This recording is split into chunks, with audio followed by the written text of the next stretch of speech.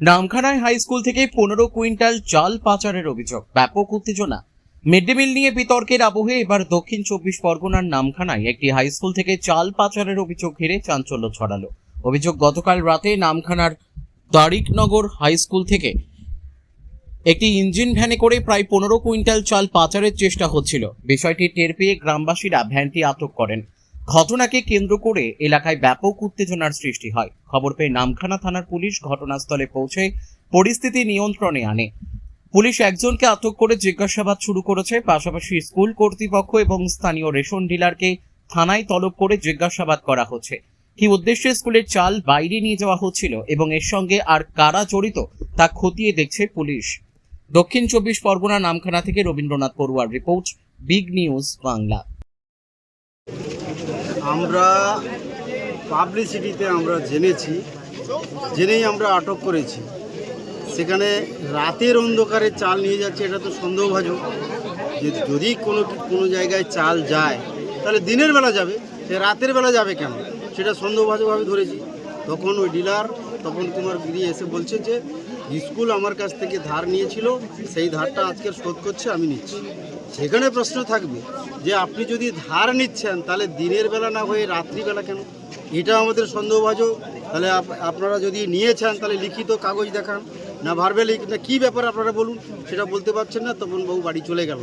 সেখানে আমরা কি করলাম, থানাতে ফোন করলাম।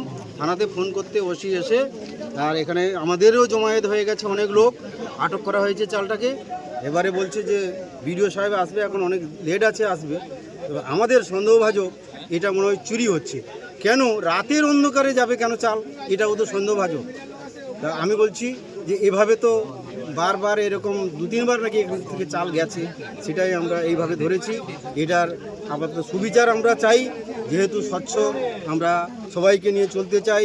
বিশেষ করে মিড ডে মিলের চাল, ছেলেদের মুখের খাওয়ার, এটা তো চুরি করা অবৈধ।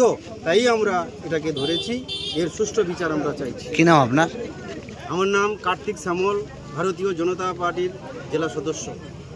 যেটা জানলাম এসে যে স্কুলের মিড ডে মিলের চাল, এখন মিড ডে মিলের চাল রাত্রে বেরোচ্ছে, এটা সন্দেহজনক। মিড ডে মিলের চাল কোথায় যাচ্ছে, যে কারণে আটক করা হয়েছে। এবারে প্রশাসন অ্যাকচুয়ালি তদন্ত করবে। আমরা চাই উপযুক্ত তদন্ত করে যারা দোষী তাদের শাস্তি, তাদের স্কুলের মাস্টার থেকে শুরু করে যেখানে যারা পাচারে যুক্ত তাদের সবাইকে তাদের আইনত ব্যবস্থা নিচ্ছে। এটা এখন দাবি করছি, যতক্ষণ না উন্মোচন হচ্ছে সন্দেহজনক যে এটা স্কুলের চাল এত রাতে যাচ্ছে না কোথায়, আমাদের সদস্য দিতে পারে, যাতে যে বলবে যে করেছিল সেটা এখন এতে আছে, গাড়িতে আছে। পুলিশ নিশ্চয়ই তাকে জেরা করবে। আমরা একটা সন্দেহজনক করে পুলিশকে রাতের অন্ধকারে কি এভাবে চাল বের করানো যায়? সেই জন্য তো সন্দেহজনক।